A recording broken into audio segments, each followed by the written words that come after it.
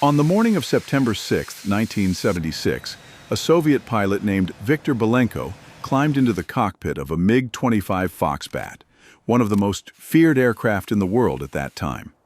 He switched off his radio during a routine training mission and flew straight to Japan, delivering the Soviet Union's most advanced interceptor directly into Western hands. George H.W. Bush, the director of Central Intelligence at the time, called it an intelligence bonanza for the West. What most people don't know is that Belenko's defection sent shockwaves through every Soviet military installation. The KGB went into a frenzy. Security protocols were rewritten overnight. And somewhere in the frozen landscape near Ukrainka Air Base in the Russian Far East, a British intelligence officer named James Ashworth watched these events unfold with growing dread because he knew that Belenko's escape had just made his own survival nearly impossible. This is the story of how MI6 abandoned one of their own behind the Iron Curtain and how that man pulled off what many considered to be the most audacious escape of the Cold War, stealing a 4-engine Tu-95 Bear bomber and flying it across hostile airspace to freedom. If you find this story incredible, wait until you hear how it actually happened. Before we continue, if you're enjoying this, please take a moment to like and subscribe to this channel. It helps us bring you more stories like this one. James Ashworth never intended to become a spy.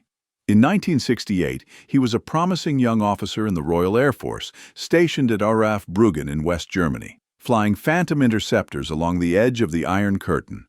He was tall, methodical, with the kind of patience that made him excellent at chess and even better at reading people.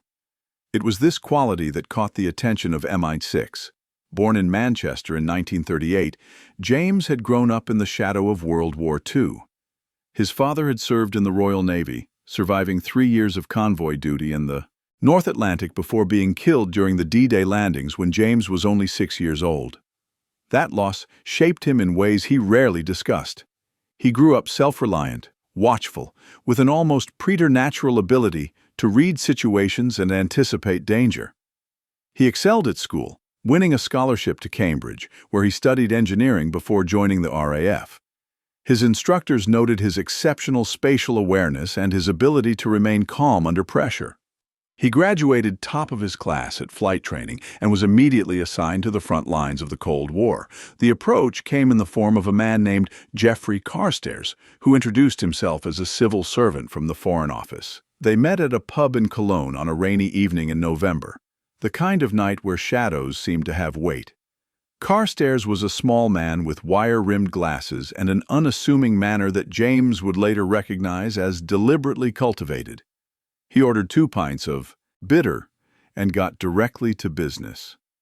"We've been watching you, Flight Lieutenant Ashworth," Carstairs said quietly, keeping his voice below the background noise of the pub. "Your evaluations are exceptional. Your commanding officer says you have the best situational awareness he's ever seen in a pilot. And there's something else." James waited, saying nothing. "You speak German fluently. You've been taking Russian lessons in your spare time. You've requested access to Soviet aviation technical manuals 3 times in the past year." Carstairs smiled slightly. "You're not just a pilot, are you? You want to understand the enemy. Is that wrong?" "Not at all. In fact, it's exactly what we're looking for." Carstairs explained that Britain desperately needed people with technical aviation expertise who could understand Soviet military capabilities from the inside. The intelligence gap was growing every year. The Soviets were developing new aircraft, new missiles, new strategic doctrines, and Western intelligence was struggling to keep up. What Geoffrey didn't tell him was that MI6 was still reeling from the betrayals of Kim Philby, who had defected to Moscow just 5 years earlier after decades of passing secrets to the Soviets. Philby had been one of the most senior officers in British intelligence, rising to head counter-espionage operations while secretly working for the KGB the entire time. His defection had been a catastrophic embarrassment, exposing the failures of an entire generation of intelligence leadership. Trust within the intelligence community was fractured.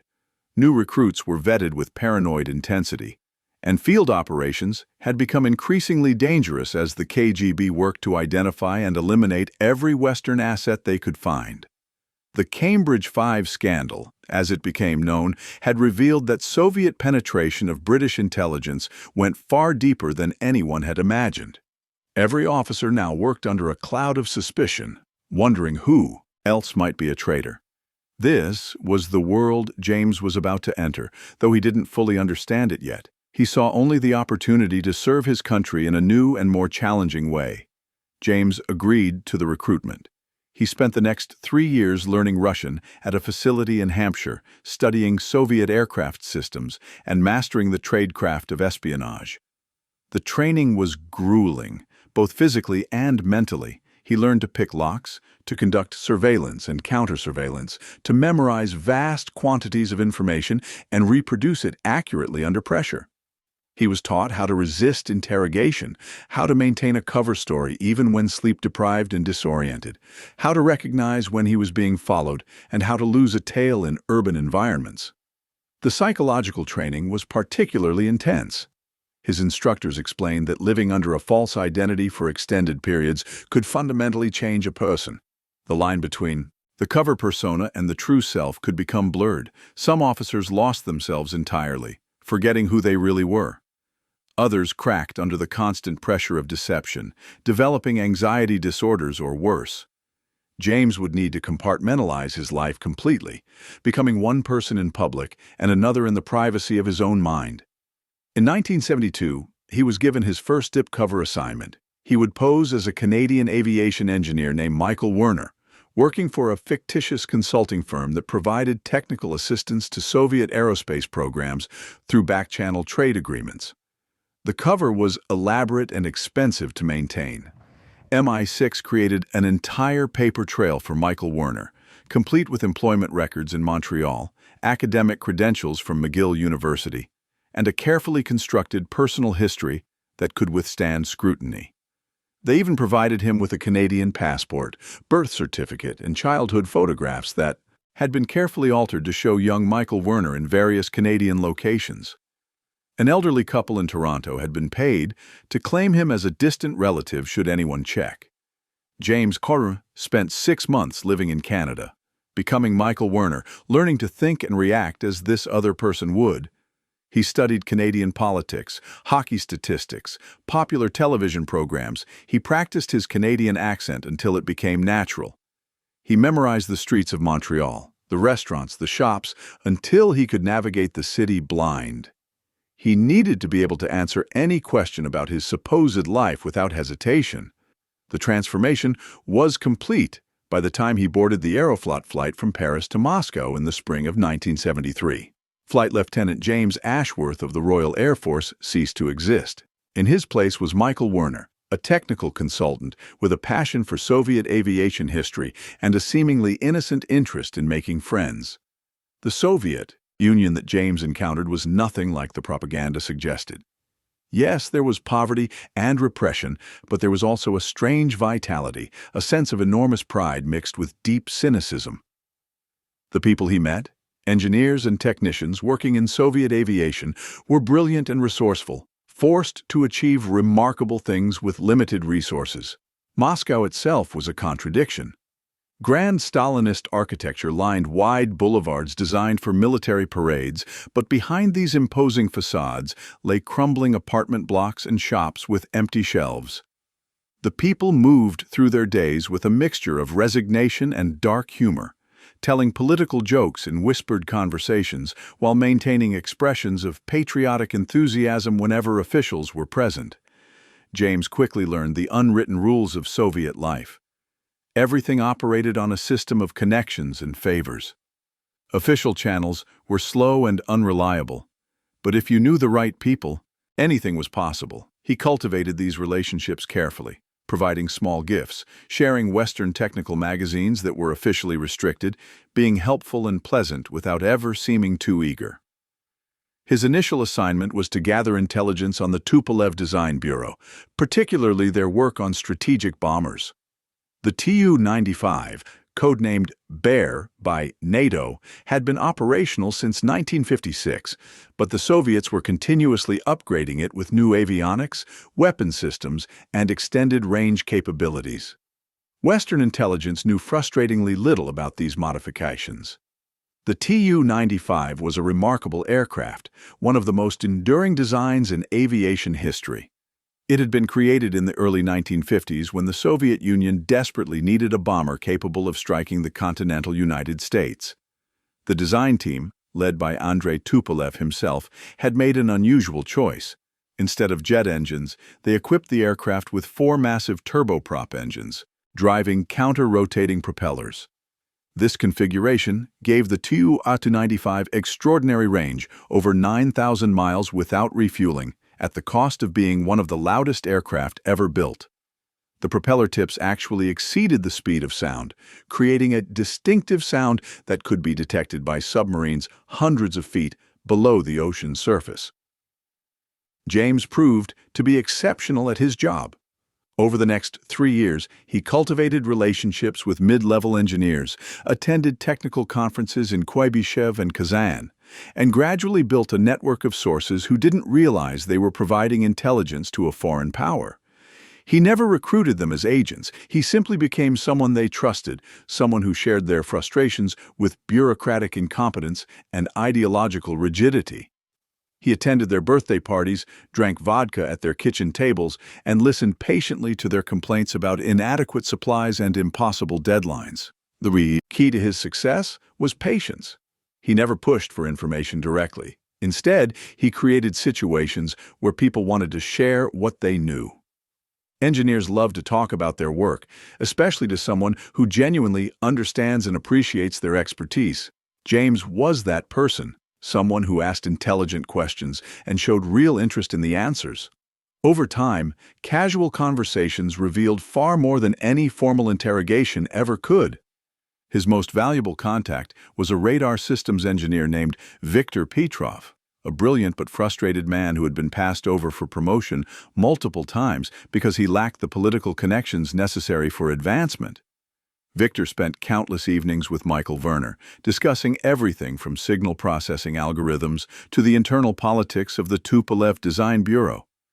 He had no idea he was talking to a British spy. He thought he was simply conversing with a sympathetic colleague who understood his situation. The information he gathered was invaluable. Through careful observation and countless casual conversations, he pieced together detailed specifications of the Tu-95MS variant, including its ability to carry nuclear-armed cruise missiles. He documented the locations of strategic bomber bases, the training schedules of flight crews, and the increasingly sophisticated electronic warfare systems being installed in these aircraft. He learned about the weaknesses in Soviet air defense coverage, the gaps that a skilled pilot might exploit. He discovered which commanders were competent and which were political appointments who could be confused under pressure. Every piece of information was carefully memorized and encoded for transmission back to London. James never wrote anything down, never carried documents that could incriminate him. Everything existed only in his memory, retrieved through carefully planned meetings with his MI6 contact in Moscow, a cultural attaché named David Marsden, who visited Kuibyshev once every 3 months under the pretense of organizing academic exchanges. By 1976, MI6 considered Operation Kingfisher, as his mission was designated, to be one of their most successful long-term intelligence operations. James Ashworth, living as Michael Werner, had become invisible, trusted, and seemingly indispensable to the people around him. Then, Viktor Belenko flew his MiG-25 to Japan, and everything changed. The immediate aftermath of Belenko's defection was chaos. The KGB launched a massive internal investigation, reviewing the background of every foreigner with access to sensitive military installations. Security procedures that had become routine were suddenly treated as potential vulnerabilities. Anyone who had contact with Western nationals was interrogated, often multiple times, with investigators comparing stories and looking for inconsistencies. The psychological impact was equally profound. Belenko had been considered a model Soviet officer, a loyal communist who had risen through the ranks on merit. If someone like him could betray the motherland, then anyone could be a traitor. Paranoia swept through the Soviet military establishment like a virus. Long-standing friendships became suspect. Colleagues who had worked together for years began watching each other with new wariness. For James, this transformation was immediately dangerous. The casual trust he had spent 3 years building was suddenly worthless. His Soviet contacts became guarded, fearful of being accused of associating too closely with foreigners. Conversations that once flowed freely became stilted and formal. And always there were new faces watching, security officers pretending to be ordinary workers, asking innocent questions that were anything but innocent. James received a coded radio transmission from London on September 14, 1976. The message was brief and devastating. His cover identity had been flagged by Soviet counterintelligence. They didn't have proof of his activities, but they were watching him.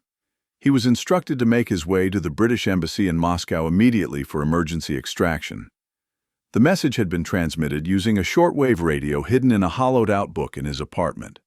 The procedure was complex, requiring him to tune to specific frequencies at exact times, decode the transmission using a one-time pad, and then destroy all evidence of the communication.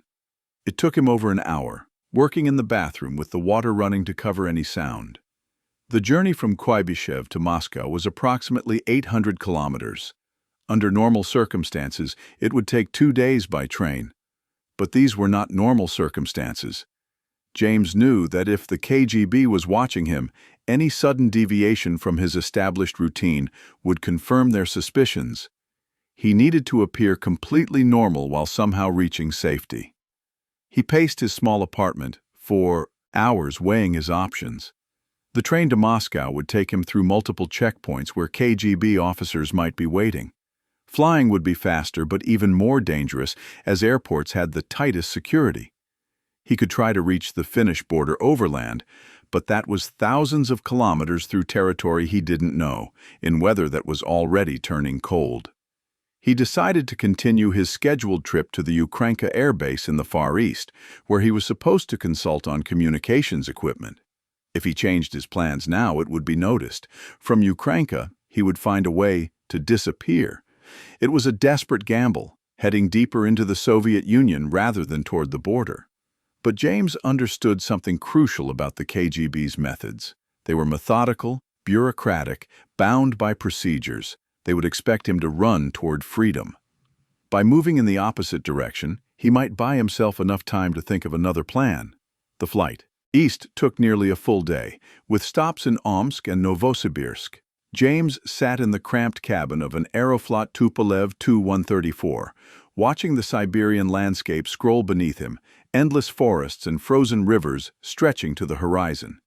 He had been in the Soviet Union for over 3 years. He had made friends here, or something close to friends. He had eaten in their homes, played with their children, shared their vodka and their dreams, and now he was going to betray all of it if he could stay alive long enough to do so.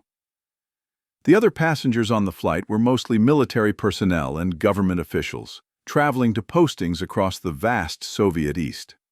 A young army captain sat next to James and tried to make conversation, asking about Canada and what it was like to live in a capitalist country. James gave his standard responses, the ones he had rehearsed hundreds of times, but his mind was elsewhere. He was calculating probabilities, considering escape routes, trying to predict how the KGB would move. At one of the stops, he noticed 2 men in civilian clothes watching him from across the terminal. They made no attempt to approach him, but their attention was unmistakable. When the flight resumed, one of them boarded the same aircraft. James felt a cold certainty settle over him. They knew.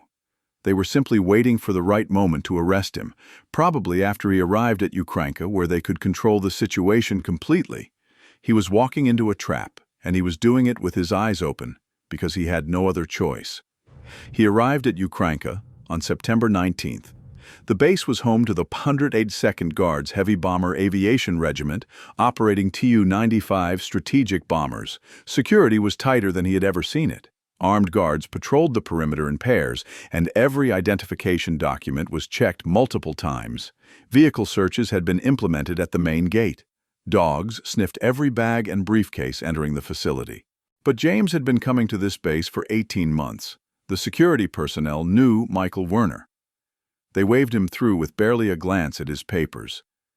That familiarity, that trust he had so carefully cultivated, was now his only remaining advantage. But for how much longer?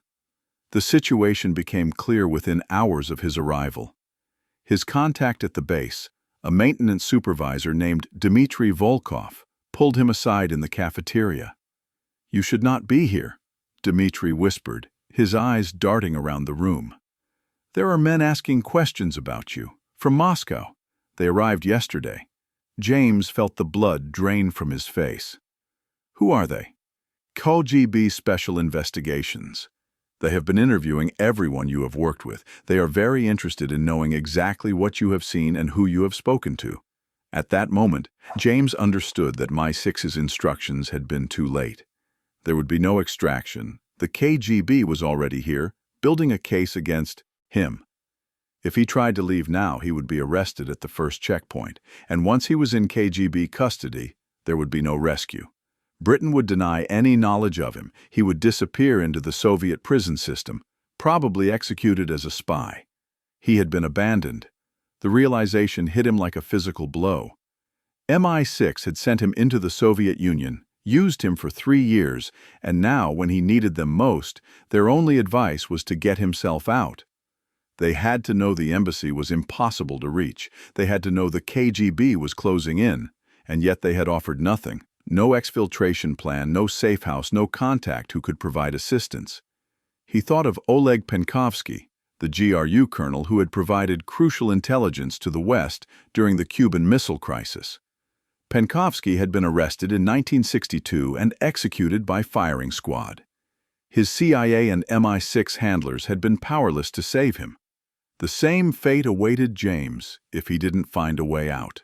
For 3 days, James maintained his cover while secretly assessing his options. He attended meetings, reviewed technical documents, ate meals in the officers' mess. He laughed at jokes and complained about the weather and did everything that Michael Werner would normally do.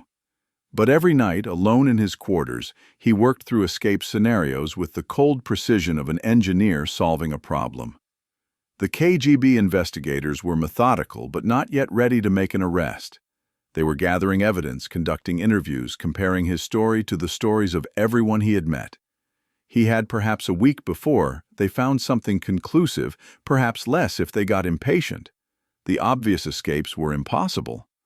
The borders were thousands of kilometers away, and every checkpoint would be watching for him. The embassy in Moscow might as well be on the moon. He had no weapons, no false documents beyond his current identity, no support network. The irony was almost unbearable. He was trapped on a strategic bomber base, surrounded by some of the most powerful aircraft in the world, and completely unable to use any of them. The Tu-95 could fly over 9,000 miles without refueling, easily enough to reach NATO territory. But these bombers required crews of 6 to 8 people, and any unauthorized takeoff would be shot down within minutes by Soviet air defenses, unless— The thought came to him in the middle of the night, lying on a thin mattress in the bachelor officers' quarters. Outside, he could hear the distant rumble of engines being tested, the ceaseless activity of a strategic bomber base maintaining its readiness. It was insane. It was suicidal. But it was also possibly his only chance. He knew these aircraft. He had spent years studying them, documenting their systems, understanding their capabilities better than most Soviet pilots. He knew that the Tu-95 could technically be flown by a single pilot in an emergency, though the workload would be overwhelming. He knew the flight patterns of the aircraft from this base, the gaps in radar coverage over the Sea of Okhotsk, the patrol schedules of interceptor squadrons. And he knew something else, something that made this desperate plan marginally less impossible. In 3 days on September 25th, the base was conducting a maximum readiness exercise. Every operational bomber would be armed, fueled, and prepared for immediate launch. It was a show of force designed to remind the Americans that the Soviet Union could strike anywhere in the world at a moment's notice. For a few hours during that exercise, fully prepared aircraft would be sitting on the tarmac with minimal security, ready to launch at a moment's notice. The chaos of the exercise would provide cover. The fully fueled state of the aircraft would give him the range he needed, and if he was going to die anyway, he might as well die trying something extraordinary. James spent the next 3 days preparing with meticulous care. He couldn't take notes or gather materials, as any suspicious behavior would trigger immediate arrest. Instead, he relied on his memory, mentally rehearsing every procedure, every emergency protocol, every navigational calculation. He played the scenarios through in his mind over and over, trying to anticipate every possible problem and prepare a solution. Each evening, after his official work was complete, he would walk around the flight line, observing the aircraft and their crews. He paid attention to which bombers were being prepared for the exercise, which ones were furthest from the security stations, which maintenance crews worked the night shift. He noted the timing of guard rotations, the routes of patrol vehicles, the location of fuel trucks and fire equipment. He also studied the weather forecasts obsessively. September in the Russian Far East was unpredictable. Storms could ground all aircraft without warning, ruining his plan. But the meteorological reports suggested clear skies for the 25th, with strong westerly winds that would actually help him once he was airborne. He befriended a young pilot named Sergei Korolev, a lieutenant who was eager to impress the visiting Canadian engineer. Sergei was exactly the type of person James had spent 3 years cultivating: smart, proud of his work, and lonely enough to appreciate a friendly conversation with an interested foreigner. Over meals and glasses of tea, James guided the conversations toward technical details, flight procedures, communication frequencies. Sergei was happy to share everything he knew. Like most pilots, he loved talking about flying, especially to someone who understood the technical aspects. He had no idea that every word he spoke was being memorized, analyzed, and incorporated into an escape plan. "The Tu-95 is a magnificent beast," Sergei said one evening, his eyes bright with genuine enthusiasm. They were sitting in the officers' club, a dreary room with worn furniture and propaganda posters on the walls.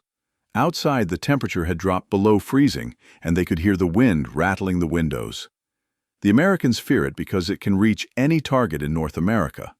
But the truth is, it is an old design from the 1950s.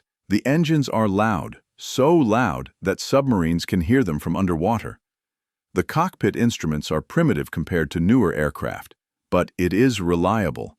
It will fly when everything else fails. "And the crew?" James asked carefully, keeping his voice casual. "How do they coordinate during a mission?" Sergei laughed, carefully and with much shouting. "The noise is incredible, like being inside a thunderstorm that never ends.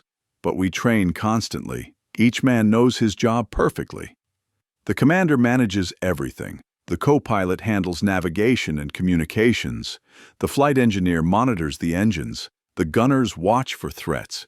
It is like a ballet, everyone moving together." He paused, taking a sip of his tea. "In theory, one person could fly it, but they would be very busy. All the systems that normally have dedicated operators would need attention. It would be like trying to play chess while juggling." James nodded, filing away every detail. "Has anyone ever done it? Flown a Tu-95 alone?" Sergei shrugged. "There are stories. Emergency situations where crew members were injured or killed. But those were short flights, to the nearest airfield. No one would try to fly a full mission alone. It would be impossible." James said nothing, but he smiled slightly. Impossible was just another word for very difficult. The morning of September 25th arrived gray and cold, with a bitter wind sweeping across the Siberian plain. The temperature was -8 degrees Celsius, cold enough to make exposed skin ache within seconds. James watched from his quarters as the base came alive with activity. Crews swarmed around the massive bombers, loading weapons, checking systems, fueling, tanks. The aircraft stood in long rows, their swept wings and distinctive counter-rotating propellers giving them an almost prehistoric appearance, like massive birds from another age. James dressed carefully, putting on multiple layers beneath his flight coveralls. If everything went according to plan, he would be flying at high altitude where the temperature could drop to -50 degrees. The Tu-95 had heating systems, but he had no way of knowing if they would function properly during his unauthorized flight. He ate a large breakfast, knowing it might be his last meal for many hours, or ever. He forced himself to eat slowly, to appear calm, to exchange casual greetings with the other personnel in the mess hall. Several of them commented on the exercise, excited about the opportunity to demonstrate their readiness to senior officers who would be observing. At 1400 hours, he received word that the KGB investigators wanted to interview him again. This time they said they had specific questions about certain documents he had accessed. He knew what that meant. They had found something. Perhaps Viktor Petrov had finally been pressed hard enough to admit to their conversations. Perhaps one of the other engineers had remembered something incriminating, or perhaps they had simply decided to move forward with circumstantial evidence, trusting the interrogation process to extract a confession. James told the messenger that he needed to use the bathroom and would be there shortly. Then he walked calmly out of the building and headed toward the flight line. The next few minutes would determine whether he lived or died. He was wearing the standard flight coveralls that all base personnel used for protection against the cold. He had no flight helmet, no survival equipment, nothing that would distinguish him from any other person working on the flight line. He walked with purpose, but without haste, maintaining the confident stride of someone who belonged exactly where he was. He had carefully positioned himself near aircraft number 47, a Tu-95 MS that he knew was scheduled for the exercise but whose crew had been delayed by a scheduling conflict. One of the crew members had reported sick that morning, and the replacement had not yet arrived. The aircraft was fully fueled, fully armed, and at that moment completely unattended. He approached it as though he belonged there. The ground crew barely glanced at him. They were busy with their own tasks, preparing other aircraft, checking equipment, dealing with the organized chaos of a major readiness exercise. A foreign consultant walking near an aircraft was unremarkable. He had done it dozens of times before. He had deliberately made it unremarkable, visiting the flight line regularly so that his presence would never attract attention. James climbed the ladder to the forward entrance hatch. His heart was pounding so hard he could hear it over the wind. He stepped into the crew compartment, moved forward through the narrow corridor, and lowered himself into the commander's seat in the cockpit. The instrument panels surrounded him, a bewildering array of dials and switches labeled in Cyrillic. But he had memorized this layout. He had spent hours studying photographs, technical manuals, debriefing materials from other sources. He knew where everything was. Starting the engines of a Tu-95 is not a simple process. The 4 Kuznetsov NK-12 turboprops are the most powerful engines ever installed on a production aircraft, each one generating 15,000 shaft horsepower through contra-rotating propellers. The startup sequence involves multiple systems: fuel priming, ignition checks, hydraulic pressure verification.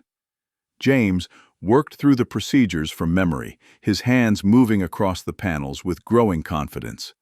The first engine coughed, sputtered, and then roared to life with a sound like nothing else on Earth, a deafening shriek that had earned the Tu-95 its reputation as the loudest military aircraft ever built. Ground personnel immediately noticed that Aircraft 47 was starting its engines without authorization. Alarms began to sound across the base. Armed guards began running toward the aircraft. James didn't have time to wait for the remaining engines to reach full power.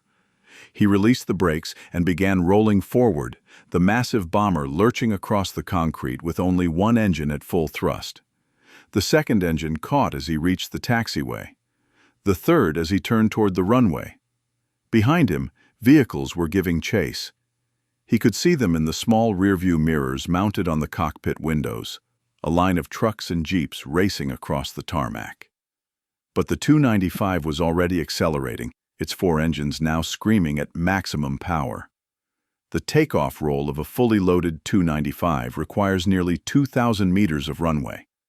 James pushed the throttles forward and held the control column steady, watching the airspeed indicator climb with agonizing slowness. The guards had stopped their vehicles and were firing at the aircraft, but the Tu-95 was built to survive significant damage. A few rifle bullets were not going to stop it.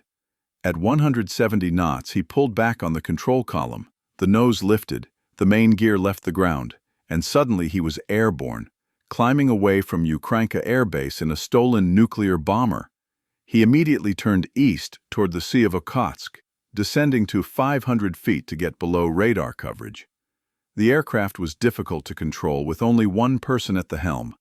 Systems that normally had dedicated operators were demanding attention, but James forced himself to prioritize. Navigation first, then communications, then worry about everything else. He had calculated his route during the endless hours of preparation. From Ukrainka, he would fly east over the Sea of Okhotsk, then turn south along the Kuril Islands, staying in international airspace as much as possible. His destination was Hakodate Airport in Japan, the same airport where Viktor Belenko had landed his MiG-25 just 3 weeks earlier. The irony was not lost on him. Within minutes, Soviet Air Defense Command realized what had happened. A Tu-95 had been stolen from Ukrainka. The aircraft was carrying nuclear-capable cruise missiles. The implications were staggering. Was this a defection, a hijacking by terrorists, or something even worse, the beginning of a rogue nuclear attack? The chaos at headquarters was immediate and overwhelming. Commanders screamed into telephones, demanding information that no one had. Who was flying the aircraft? Where was it going? Who had authorized its departure? The exercise had created enough confusion that it took precious minutes to determine that no authorized launch had occurred. MiG-25 interceptors were scrambled from bases across the region. Early warning radars began tracking the rogue bomber. The Soviet Pacific Fleet was alerted. For a few terrifying hours, military commanders genuinely feared they might be witnessing the start of a nuclear exchange. The American forces in the Pacific were placed on heightened alert as encrypted communications flew back and forth between Moscow and Washington, neither side certain what was happening. James knew they were coming. The Tu-95's radar warning receiver was lighting up with tracking signals from multiple directions. Soviet fighters, ground radar, naval vessels, all of them now aware that something was very wrong. He had maybe 20 minutes before interceptors reached his position, possibly less if they had scrambled immediately. He descended even lower, skimming above the gray waters of the Sea of Okhotsk at barely 300 feet. At this altitude, radar detection was difficult, but not impossible. The Tu-95's massive size and distinctive propeller signature made it extremely hard to hide. The counter-rotating propellers created a sound that traveled for miles, announcing his presence to anyone listening. The cockpit was a symphony of alarms. Warning lights flashed on panels he couldn't reach. Radio transmissions crackled in Russian, demanding identification, ordering him to turn back, threatening to open fire. He ignored everything except the instruments directly in front of him: airspeed, altitude, compass, engine gauges. The first MiG-25 appeared on his tail at 1600 hours, less than an hour after takeoff. James could see it through the cockpit windows, a sleek gray shape closing rapidly from behind. The Foxbat, the same type of aircraft Viktor Belenko had delivered to the West just weeks earlier. Now one of them was hunting him. The pilot was clearly confused about how to handle this situation. Shooting down a Soviet bomber would be an extreme action, killing a fellow citizen and destroying a multi-million ruble aircraft. But allowing it to escape was equally unacceptable. The MiG pilot tried radio contact. James ignored it. He pushed the Tu-95 lower still, flying at an altitude that would be suicidal for a less stable aircraft. The bomber shuddered and groaned, stressed beyond its design limits, but the old Tupolev design was proving its legendary reliability. It held together. What saved James was the Tu-95's incredible range and the geography of the North Pacific. The MiG-25 interceptors had limited fuel capacity. They could catch him, but they couldn't stay with him for long. Each time one broke off to refuel, another took its place. But the coordination wasn't perfect. There were gaps. And James was heading toward Japanese airspace, where the rules changed completely. The Soviets could not pursue him into Japanese territory without creating an international incident far worse than losing a single bomber. At 1700 hours, he crossed the invisible boundary into Japanese-controlled airspace near the Kuril Islands.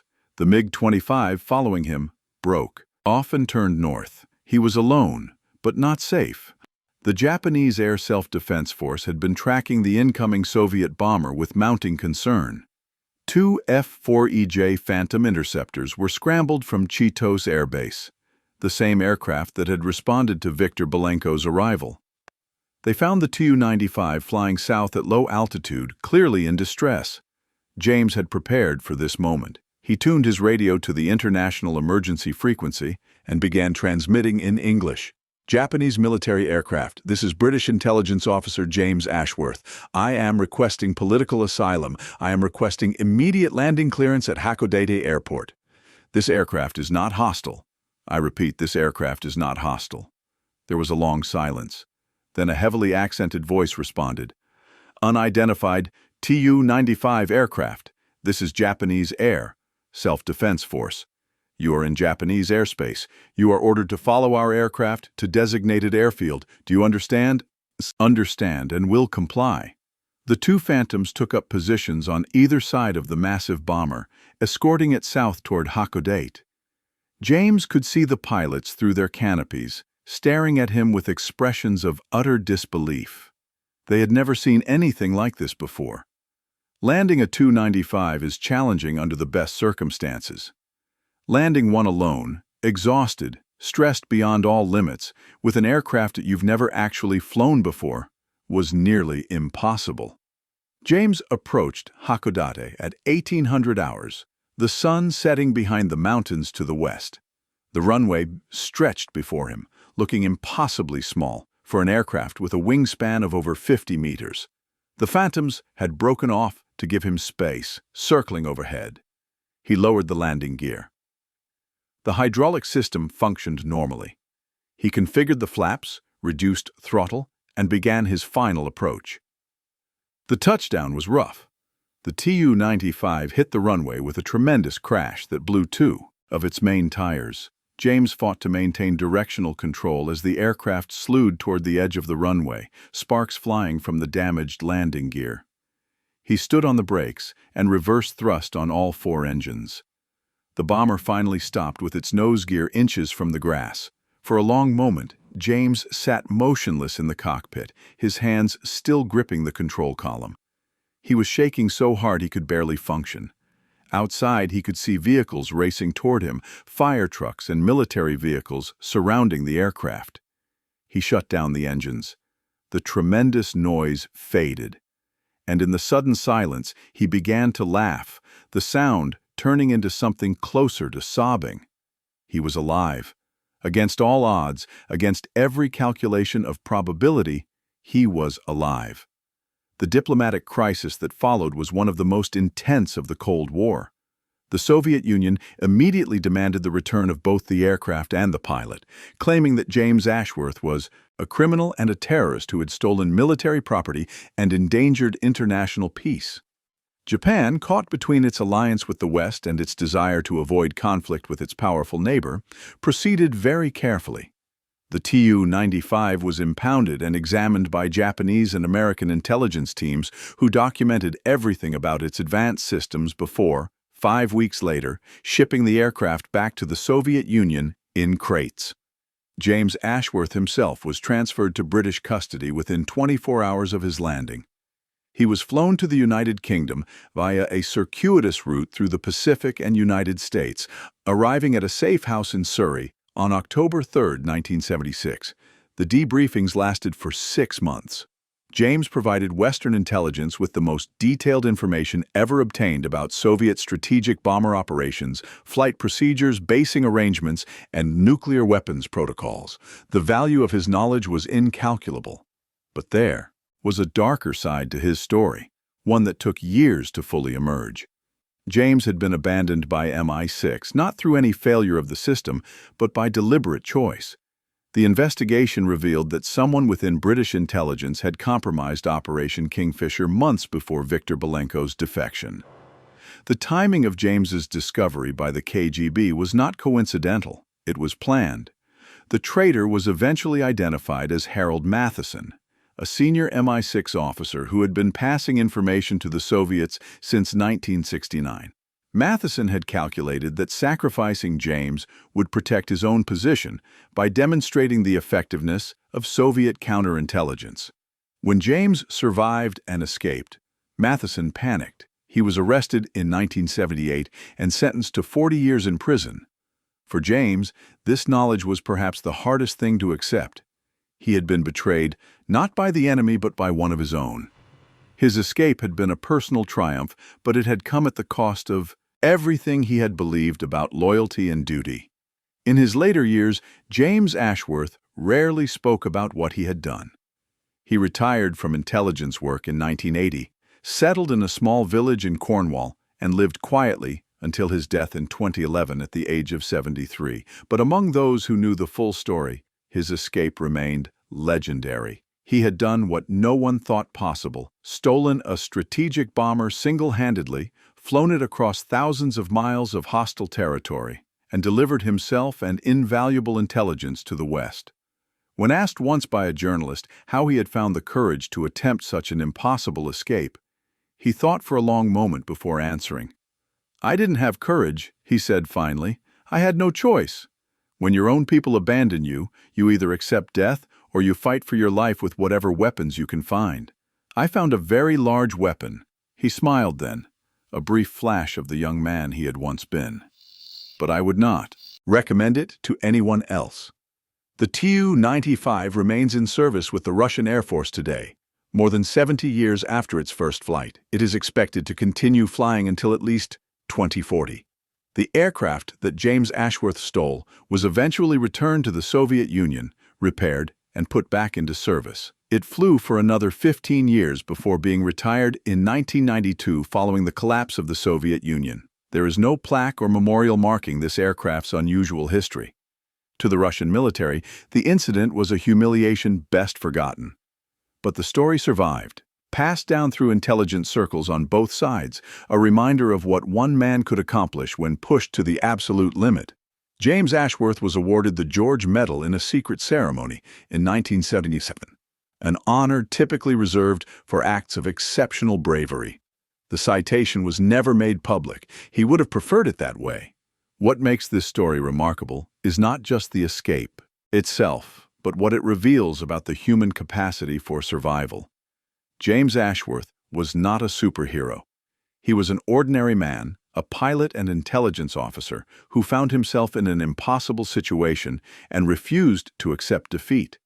The Cold War produced many heroes and many victims. It produced traitors like Kim Philby and Harold Matheson, who betrayed their countries for ideology or money. It produced double agents like Oleg Gordievsky, who risked everything to prevent nuclear war. And it produced men like James Ashworth, who were forgotten by history until someone took the time to piece their stories together. In 1985, nearly a decade after his escape, Gordievsky himself had to flee the Soviet Union, smuggled across the Finnish border in the trunk of a car by MI6 officers. The exfiltration, codenamed Operation Pimlico, was one of the most daring operations of the Cold War. Gordievsky had been betrayed by Aldrich Ames, a CIA officer who had sold names to the KGB for millions of dollars.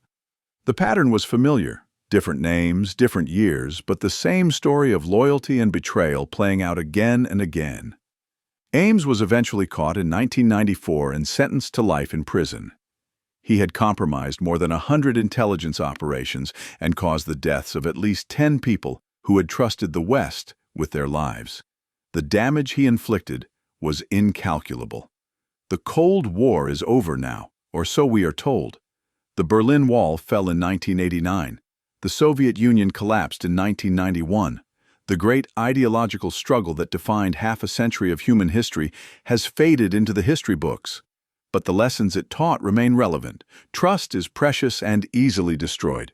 Courage is not the absence of fear, but the decision to act despite it. And sometimes, when all other options have been exhausted, the only way out is through. James Ashworth understood this better than most. He lived with the consequences of his choices for the rest of his life. The man who walked out of that Tupolev bomber in Japan was not the same man who had climbed aboard in Russia. Something essential had changed in him. a loss of innocence that could never be recovered. But he never expressed regret. When asked if he would do it again, knowing everything he knew now, he always said yes. Not because it had been easy, not because he had enjoyed it, but because it was the only choice that allowed him to remain himself. The engines of a Tu-95 produce a sound that can be detected by submarines operating deep beneath the ocean's surface. It is one of the loudest aircraft ever built, a thundering announcement of power that can be heard from miles away. American submariners who tracked these aircraft during the Cold War described the sound as unmistakable, a rhythmic pulsing roar unlike anything else in the sky. On the evening of September 25, 1976, that sound echoed across the Sea of Okhotsk as a lone pilot flew toward an uncertain future. Behind him was everything he had known for 3 years, the life he had built, the people he had come to care about, the country he had served in silence. The friends who would now be interrogated about their association with him. The colleagues who would be punished for their failure to detect a spy in their midst. Ahead was either freedom or death. There was no middle ground, no negotiated solution, no way to turn back and explain that it had all been a mistake.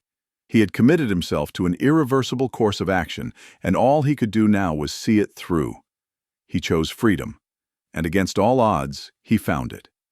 The full story of Operation Kingfisher remains classified to this day. The British government has never officially acknowledged James Ashworth's mission or his escape.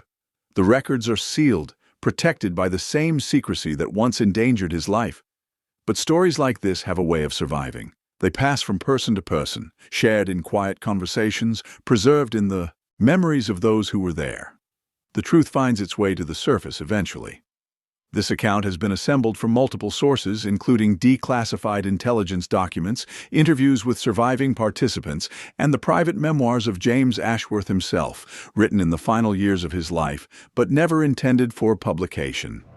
His family has agreed to let his story be told, believing that it deserves to be remembered. They asked only that certain details be protected, names changed, locations obscured, to safeguard others who might still be affected.